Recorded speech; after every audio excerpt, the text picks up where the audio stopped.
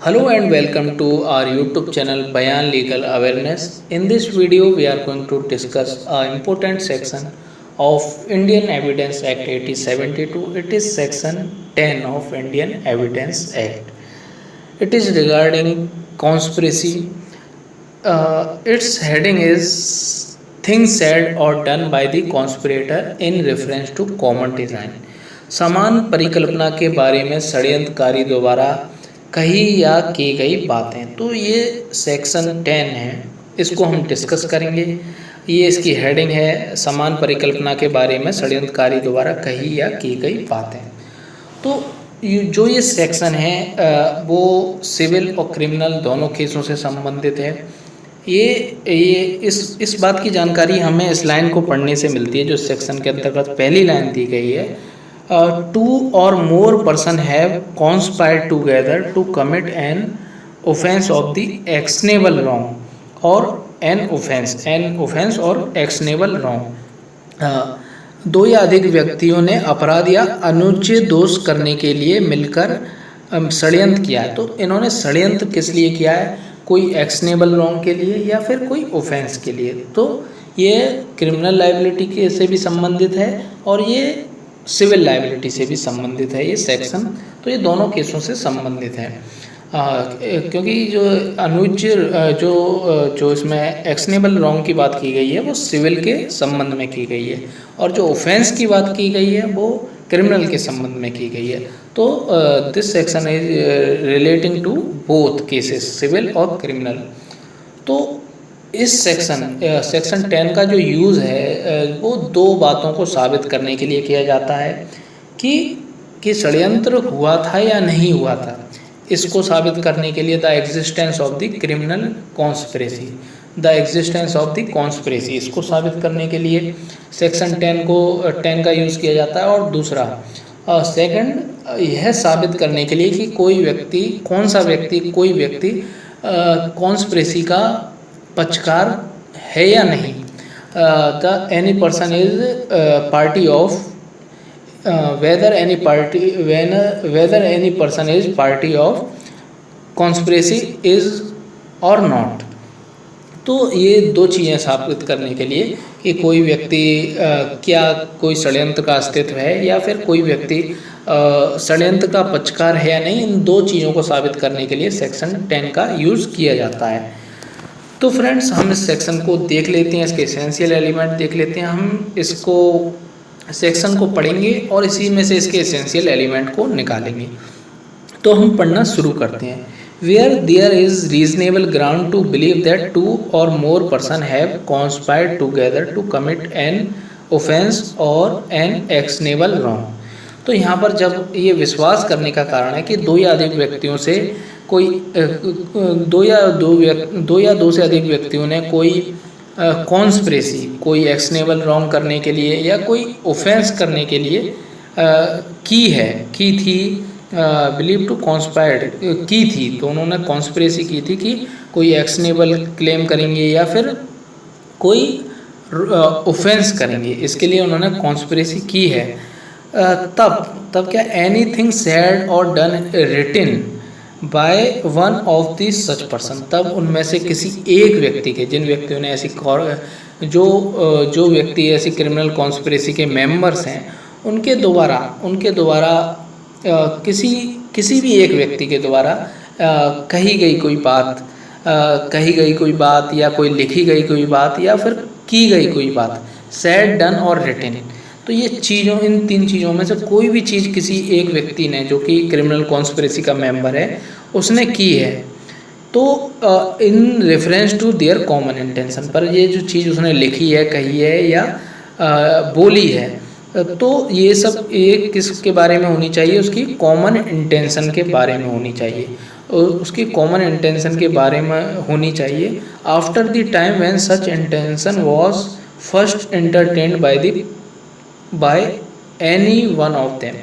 जब उन व्यक्तियों में से, और ये कब उसे लिखनी चाहिए, बोलनी चाहिए, की जानी चाहिए, इन तीनों में से कोई भी चीज़ जब उसने की है तो कब करनी चाहिए चीज़ उसे, यदि उसने लिखा है तो उसे कब लिखना चाहिए? ये जब उनमें से किसी भी व्यक्ति के अंदर ये इंटेंशन आया कि क्रिमिनल कॉन्स्पिरेसी की जानी चाहिए, किसी भी व्यक्ति के अंदर आया कि हमें मर्डर की क्रिमिनल कॉन्स्पिरेसी करनी है, और उसी के बाद किसी व्यक्ति ने जो उसके मेंबर हैं, उसने उस कॉन्स्पिरेसी के बारे में कुछ लिखा है, कहा है या बोला है, कुछ लिखा है, कहा है या करा है कुछ भी, तो वो is a relevant fact against the each of the person, तो वो सभी के अगेंस्ट क्या होगी, रेलिवेंट होगी to each of the persons believe to be so conspired as well for the purpose of the proving. तो इसमें सबसे एंड में ये बताया गया कि इसका जो पर्पस है, इस सेक्शन का जो पर्पस है वो क्या है, as well for the purpose of proving the existence of the conspiracy के एग्जिस्टेंस को साबित करने के लिए, as for the purpose of the showing that any person was the party to it, और कौन से व्यक्ति इस कॉन्स्पिरेसी के पार्टी थे, मेंबर थे, इसको साबित करने के लिए, दो चीज़ों को साबित करने के लिए इसका यूज़ किया जा सकता है। तो ये हमने समझा, एक बार शॉर्ट में समझ लेते हैं। मतलब कि सबसे पहले कि ये विश्वास होना, सबसे पहले ये युक्तियुक्त आधार होना चाहिए कि दो या अधिक व्यक्तियों ने एक कॉन्स्पिरेसी की है, और उस कॉन्स्पिरेसी के संबंध में क्या होना चाहिए, किसी व्यक्ति के द्वारा, जो उस कॉन्स्पिरेसी के मेंबर हैं उनमें से किसी के द्वारा कोई बात कही जानी चाहिए, की जानी चाहिए या लिखी जानी चाहिए। इनमें तीनों चीज़ों में से कोई भी वो कर सकता है। उसने कॉन्स्पिरेसी के बारे में कोई चीज़ लिख दी, या कोई कार्य किया, या फिर उसने कुछ बोला कॉन्स्पिरेसी के बारे में, तो वो सब चीज़ें रेलिवेंट होंगी। कब? क्योंकि वो सब चीज़ें रेलिवेंट होंगी, तब रेलिवेंट होंगी जब उसने ये चीज़ें लिखी हैं या बोली हैं या कही हैं, की हैं, तो वो रेलिवेंट तब होंगी जब उसने उस क्रिमिनल कॉन्स्पिरेसी के कॉमन इंटेंशन के बारे में हो। तो इसमें ये लिखा है समान आशय के बारे में उसमें से किसी एक व्यक्ति के द्वारा कही गई हैं, लिखी गई हैं, बोली गई हैं। तो ये सब चीज़ें कब होनी चाहिए, किस बारे में होनी चाहिए, समान आशय के बारे में होनी चाहिए। ये सब चीज़ें, ये तीन चीज़ें बताई हैं, वो कॉमन इंटेंशन के बारे में होनी चाहिए। तो फ्रेंड्स, इसमें कई केसों में ये बताया गया कि यहाँ पर जो कॉमन इंटेंशन के बारे में जो शब्द लिखा गया है, जो सेंटेंस लिखा गया है कि समान आशय के बारे में, रेफरेंस टू कॉमन इंटेंशन, इसका यहाँ पर ये अर्थ लगाया जाएगा इन फर्दरेंस ऑफ कॉमन इंटेंशन, समान आशय को अग्रसर करने में, इसका यहाँ पर ये अर्थ लगाया जाएगा। ये कई केसों में ये कहा गया। तो यहाँ पर जो ये लाइन लिखी गई है कि समान आशय के बारे में, तो यहाँ पर हमें इसको ये मानना पड़ेगा कि यहाँ पर ये लिखा है कि समान आशय को अग्रसर करने में, इन furtherance of the common intention. उसके संबंध में भी हम केस देखेंगे। तो यहाँ पर की गई है, तो ये लिखी गई हैं बातें कॉमन इंटेंशन के बारे में, लेकिन कब की गई हैं, उस समय के बाद जब ऐसा आशय उनमें से किसी भी एक व्यक्ति के, जो क्रिमिनल कॉन्स्पिरेसी के मेंबर हैं, जैसे कि 5 मेंबर हैं, उन 5 मेंबर उसमें किसी भी व्यक्ति के मन में क्रिमिनल कॉन्स्पिरेसी की इंटेंशन आई, तब किसी व्यक्ति के द्वारा उनमें से कोई चीज़ लिख दी गई, कही गई या की गई, तो वो रेलिवेंट होगी to proving the existence of the conspiracy as for the purpose of the showing that any such person was a party of it. तो ये दो चीज़ों के लिए, एग्जिस्टेंस ऑफ द कॉन्स्पिरेसी और कौन व्यक्ति who is the party of criminal conspiracy, तो ये दो चीज़ों को साबित करने के लिए सेक्शन का यूज़ किया जाता है। तो फ्रेंड्स, इसके संबंध में हम देख लेते हैं, एक बहुत ही इम्पोर्टेंट केस है, ये है मिर्ज़ा अकबर वर्सेस एम्परर का। जब भी इस सेक्शन को पढ़ते हैं तो इस सेक्शन को ज़रूर पढ़ना चाहिए, क्योंकि इस केस को पढ़ने से ये सेक्शन ईजिली समझ में आ जाता है। फिर आपको ये सेक्शन अगर आप पढ़ेंगे तो ईजिली समझ जाएंगे ये सेक्शन कहना क्या चाहता है। तो इस सेक्शन को हम देखते हैं। तो इसके जो फैक्ट्स थे वो इस प्रकार थे कि इसमें एक अली असगर नाम का एक व्यक्ति होता है और एक लेडी होती है मुस्मत मेहरा। इन दोनों के बीच में शादी होती है, ये दोनों एक दूसरे से शादीशुदा होते हैं, अली असगर और मुसम्मत मेहरा तेजा। मेहर तेजा, मुसम्मत मेहर तेजा और अली असगर एक दूसरे से शादीशुदा होते हैं। लेकिन जो पत्नी होती है यहाँ पर, जो मेहर तेजा जो पत्नी होती है मुसम्मत मेहर तेजा, उसका किसी और व्यक्ति के साथ प्रेम संबंध चल रहा होता है। उस व्यक्ति का नाम होता है मिर्ज़ा अकबर, जिसके साथ उसके प्रेम संबंध होते हैं शादी के बाद भी, उसका नाम होता है मिर्ज़ा अकबर। तो यहाँ पर क्या होता है, जो उसका पति होता है, पति की एक दिन बंदूक की गोली चलाकर उसकी मृत्यु कारित कर दी जाती है। जो उसका पति था अली असगर, उसकी हत्या कर दी जाती है बंदूक की गोली से, बंदूक की गोली चला के उसकी हत्या कर दी जाती है। तो यहाँ पर जो एक्यूज होता है वो भाग रहा होता है, लेकिन उसे गांव के लोग पकड़ लेते हैं, क्योंकि ये खेत में ये मृत्यु कारित की गई। और वो जब भाग रहा होता है तो वहाँ के गांव वाले उस एक्यूज को पकड़ लेते हैं। उसी समय जब वो उसे पकड़ लेते हैं तो जो उसका प्रेमी होता है, जो लड़की का प्रेमी होता है, मेहर तेजा का जो प्रेमी होता है मिर्ज़ा अकबर, वो आ जाता है घटनास्थल पर। और वो कहता है कि जो ये एक्यूज्ड है उमर शेर जिस व्यक्ति के बारे में कहा जा रहा है कि इसने गोली मारी है, वो तो ऐसा कर ही नहीं सकता है। मैं तो उसे भली भांति जानता हूँ, बहुत ही अच्छा आदमी है और बहुत ही इनोसेंट व्यक्ति है, वो तो ऐसा कार्य कर ही नहीं सकता। तो वो उसे बचाने का प्रयास करता है कि ये एक व्यक्ति तो ऐसा कार्य कर ही नहीं सकता है। तो अचानक उसी समय पर पुलिस आ जाती है, पुलिस को ये सूचना मिलती है और पुलिस वहाँ पर पहुँच जाती है। तो जो एक्यूज्ड होता है उमर शेर, वो सब कुछ बता देता है। वो बताता है कि मिर्ज़ा अकबर और मेहर तेजा, जो प्रेमी और प्रेमिका थे, मेहर तेजा और मिर्ज़ा अकबर, इन दोनों ने मुझे इस व्यक्ति की हत्या कारित करने के लिए, मतलब कि अपने पति की हत्या कारित करवाने के लिए, इसने अपने प्रेमी के साथ मिलकर मेरे को रुपए दिए थे कि मैं उसके पति को ख़त्म कर दूं। तो इन दोनों ने प्रेमिका ने ये क्रिमिनल कॉन्स्पिरेसी की थी। तो ये क्रिमिनल कॉन्स्पिरेसी का ये यहाँ पर FIR दर्ज होती है, ये मामला बनता है। तो इसका जो ट्रायल चलता है, यहाँ पर ये षड्यंत्र का मुख्य साक्ष्य था। यहाँ पर जो इसमें जो ट्रायल में जो मुख्य साक्ष्य आया क्रिमिनल कॉन्स्पिरेसी का, वो था कि जो प्रेमिका थे मुसम्मत मेहर तेजा और मिर्ज़ा अकबर, जो लवर थे एक दूसरे के, वो उन दोनों के बीच में इस क्रिमिनल कॉन्स्पिरेसी के होने से पूर्व कई सारे पत्र व्यवहार हुए थे। कई एक दूसरे को वो लेटर लिखते रहते थे। तो वो लेटर पुलिस के हाथ लग गए। वो सर्च किया पुलिस ने, पुलिस के हाथ में वो सारे लेटर्स मिल गए। वो सारे लेटर्स पुलिस को मिल गए और उस मेहर तेजा ने अपने 2 पत्रों में मिर्ज़ा अकबर को बताया था। उसमें जो 2 पत्र थे वो उनमें ये बात खुल के आई कि उसमें मिर्ज़ा अकबर को, जो उसका प्रेमी था, उसने अपने प्रेमी को ये बताया था कि उसकी मोहब्बत की भावनाओं से वो भरी हुई है और उस दिन का इंतज़ार कर रही है कि कब उसकी शादी उससे होगी, उसके प्रेमी से कब उसकी शादी होगी, वो उसके इंतज़ार कर रही है। तो ये उस 2 पत्रों में इस संबंध में ऐसी बातें लिखी गई थी।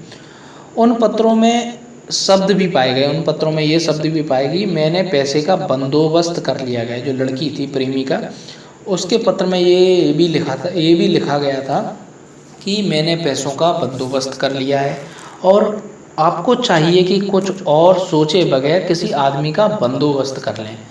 तो ये लाइन लिखी गई थी शॉर्ट में कि मैंने पैसों का बंदोबस्त कर लिया है और आप किसी आदमी का बंदोबस्त कर लें। मतलब इससे ये पूरा इंटेंशन मालूम पड़ रहा है कि किस चीज़ के लिए बंदोबस्त कर लें। एक तो उसके अफेयर्स थे और पैसों का बंदोबस्त वो किस लिए करा रही होगी, क्योंकि वो अपने पति को, जो उसका पति जो बीच में आ रहा था, उसको वो हटवा दे और वो अपनी मर्जी से अपने प्रेमी से शादी कर ले। तो यहाँ पर ये लेटर में, उसके लड़की के लेटर में लिखा मैं, और मेरा दिल तुम्हें पाने के लिए व्याकुल है और मैं दिल की गहराई से तुम्हें पाने की इच्छा रखती हूँ। तो ये भी लेटर में लिखा गया था। और मिर्ज़ा अकबर के भी लेटर मिले थे। इसमें लिखा था, मिर्ज़ा अकबर ने अपने रिप्लाई में लिखा था, अपने दिल की बात प्रकट कर रहा हूँ और कहा कि मैं तुम्हारे लाल होठों की मधुरता को पाने के लिए व्याकुल हूँ।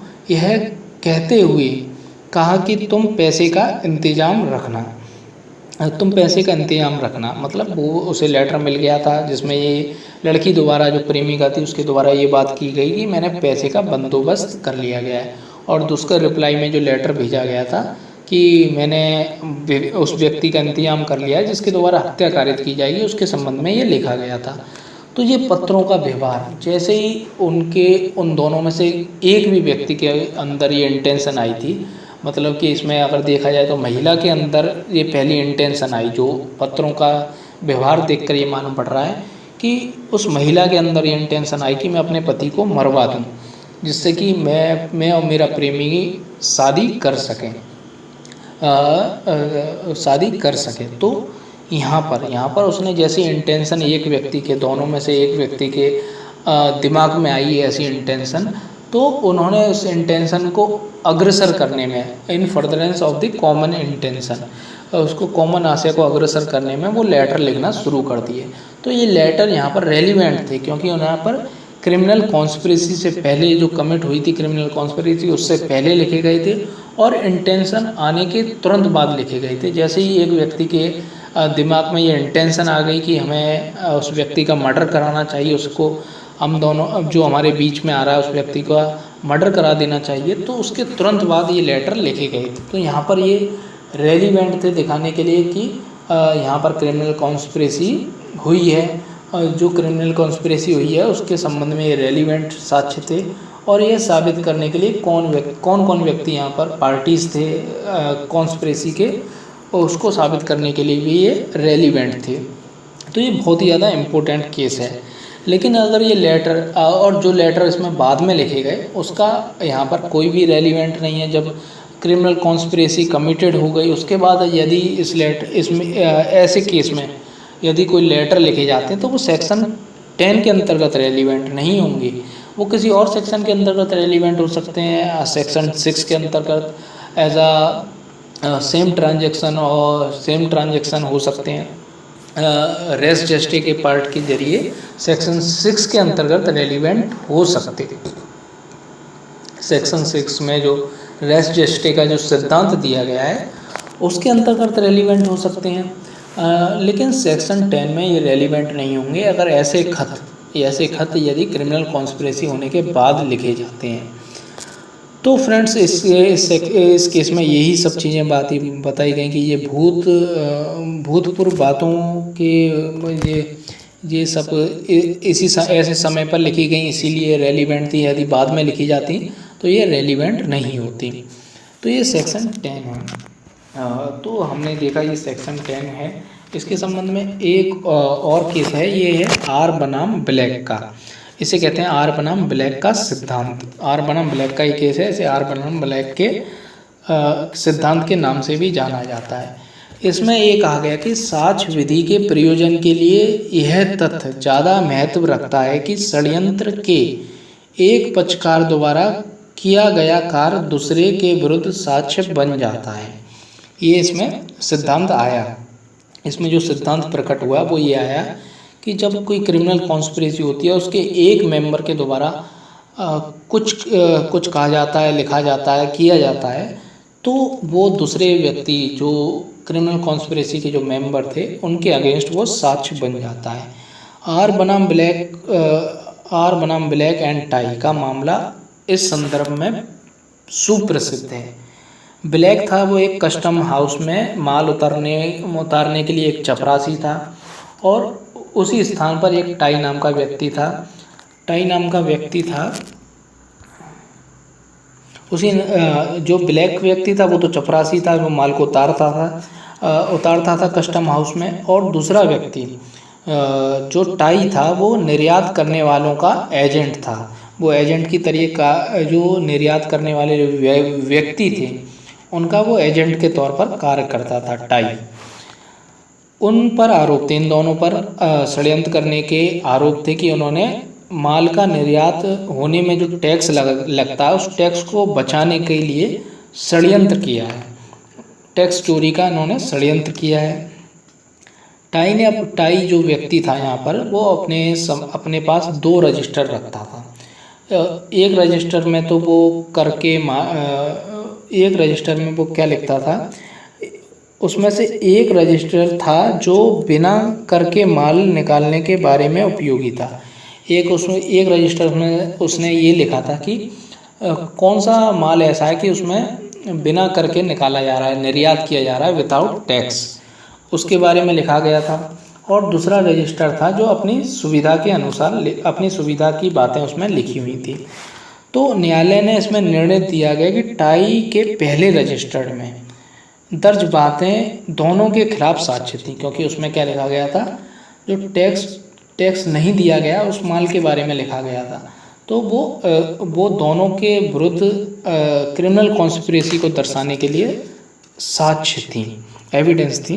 परंतु दूसरे रजिस्टर्ड का साक्ष्य विधि में कोई मूल्य नहीं था, क्योंकि जो दूसरा रजिस्टर था वो अलग चीज़ से रिलेटेड था। मुख्य न्यायाधीश लॉर्ड डेनमैन ने कहा कि पहले रजिस्टर्ड के संबंध में यह है कि साक्ष्य स्पष्ट रूप से सुसंगत था। और पहले जो रजिस्टर्ड था उसमें तो बिल्कुल क्लियरली दिख रहा था कि इसमें टैक्स चोरी के संबंध में बातें लिखी गई हैं कि कौन सा माल हमने बिना टैक्स के निकाला है। और जो बातें इसमें लिखी गई थी वो समान आशय को आगे बढ़ाने के लिए की गई थी, और उसके बगैर आशय साबित भी नहीं हो सकता। दूसरे सच के बारे में ये कहा जा सकता है कि वह रजिस्टर्ड चाहे ना भी होता तो भी षड्यंत्र चलाया जा सकता था। दूसरे रजिस्टर्ड से कोई मतलब नहीं था, लेकिन पहले रजिस्टर्ड उस षड्यंत्र का बहुत बड़ा एक इम्पोर्टेंट पार्ट था। उसमें केवल ये बताया गया कि एक पक्षकार ने क्या कार्य किए थे, और जो दूसरा रजिस्टर्ड था उसमें केवल ये बताया गया था कि दूसरे पक्षकार ने क्या कार्य किए हैं, वो बताया गया था। किसी पक्षकार द्वारा ऐसा कार्य करना जो समान आशय को आगे बढ़ाने का प्रभाव नहीं रखता है, उसे साक्ष्य नहीं माना जा सकता। इस सेक्शन के अंतर्गत जो हम पहले भी देख चुके हैं कि इसमें जो उसने कथन लिखे, कुछ बोला या किया, वो समान आशय को अग्रसर करने के लिए किया जाना चाहिए। जो क्रिमिनल कॉन्स्पिरेसी का जो उसका आशय था उसको आगे बढ़ाने के लिए किया जाना चाहिए। इसी प्रकार न्यायाधीश कॉलरिज ने कहा कि कार्य या कथन तब सुसंगत नहीं होते जब तक कि वे समान आशय को आगे बढ़ाने का प्रभाव ना रखते हों। यदि कार्य हो चुका है और उसके बाद कोई कथन दिया जाता है तो सुसंगत नहीं होता, केवल लूट के बंटवारे के बारे में सुसंगत होता है। इसमें ये कहा गया। इस निर्णय का जो सार है, जो सब्सटेंस है, वो ये है कि पक्षकार द्वारा किए गए कार्य तभी साक्ष्य का प्रभाव रखेंगे जब वे समान आशय को आगे बढ़ाने के लिए किए गए जाते हों। कार्य का संबंध आशय की पूर्ति से होना चाहिए। तो यहाँ पर समान आशय को अग्रसर करने की जो बात की गई वो यहीं पर ये आया, और जो इंडियन कोर्ट्स ने भी कई बार बोला कि यहाँ पर जो समान आशय का मतलब है वो इसका यहाँ पर ये अर्थ लगाना चाहिए कि समान आशय को अग्रसर करने में, इन furtherance of the common intention का अर्थ लगाना चाहिए। तो ये हमने देखा सेक्शन 10 इस संबंध में एक इलस्ट्रेशन दिया है, उसको आप अपने आप पढ़ सकते हैं। क्योंकि वीडियो काफ़ी लंबा हो चुका है इसलिए हम डिस्कस नहीं करेंगे, और मैंने इसे काफ़ी ईजिली तरीके से समझाने का प्रयास किया है। यदि आपको ये वीडियो अच्छा लगा है तो उसको अधिक से अधिक शेयर करें, जिससे कि और भी लोगों को इस सेक्शन के बारे में जानकारी मिल सके। Thank you very much. Please subscribe our YouTube channel Bayaan legal awareness. Thank you very much.